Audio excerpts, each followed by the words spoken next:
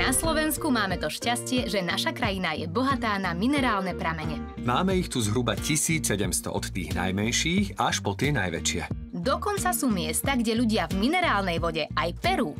Ako tu. Sme v nádhernej lokalite Spišského podhradia. Konkrétne v obci Baldovce, ktorá leží v okrese Levoča a ktorá sa preslávila pramenitou minerálnou vodou. Tá už čaká v takýchto nádržiach na plnenie, pričom voda sa čerpá rýchlosťou 2 litre za sekundu. Plniť budeme do tohto.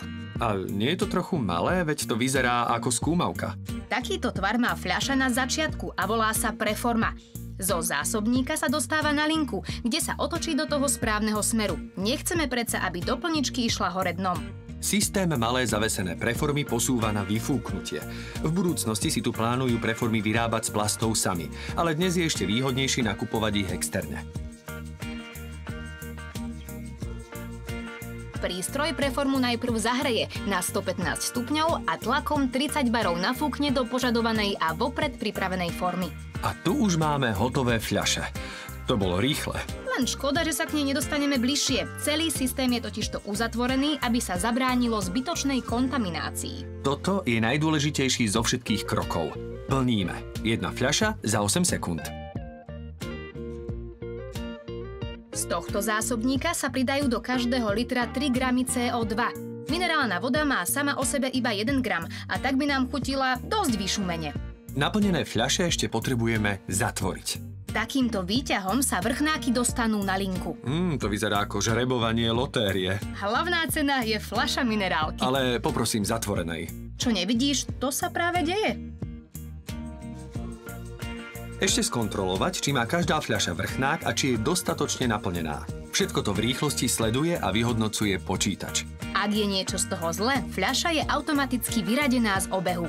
Uzavreté fľaše sú pásom posúvané ďalej, pričom či je všetko OK s uzávermi a množstvom vody, počítač neustále kontroluje. Ďalšou zastávkou je sušiareň. Obrovský fén ich zbaví aj poslednej kvapky, aby boli pripravené do etiketovačky. Tá každú jednu fľašu polepí podľa toho, čo sa v nej práve nachádza a pre akého odberateľa je určená. Už čoskoro by mohli klasické etikety nahradiť vysokorýchlostnou tlačou, ktorá by bola flexibilnejšia a zase o niečo znížila náklady a pomohla životnému prostrediu. A teraz čaká na fľaše balička. Fľaše sa zoradia do správnej polohy a potiahnú fóliou. Teplom sa fólia následne zmrští presne do takej formy, ako ju poznáte z obchodu. A ešte rúčka. Podaj mi rúčku, maličku. To je vynález storočia. Dodnes si pamätám, ako som sa cítila, keď som minerálku s rúčkou niesla prvýkrát. Ako kráľovná. Všetky zabalené vody čaká ešte naloženie na palety, pričom sa ukladá vždy rovnako.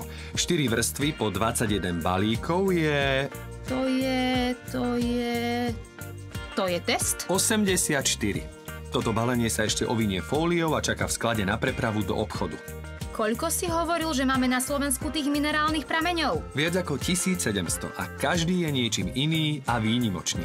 Navyše, nezabúdaj na blahodarné účinky pre organizmus. Už je to tu, blahodarné účinky. Ja som vedel, že to príde. Toto už nejako netromfnem, takže na zdravie.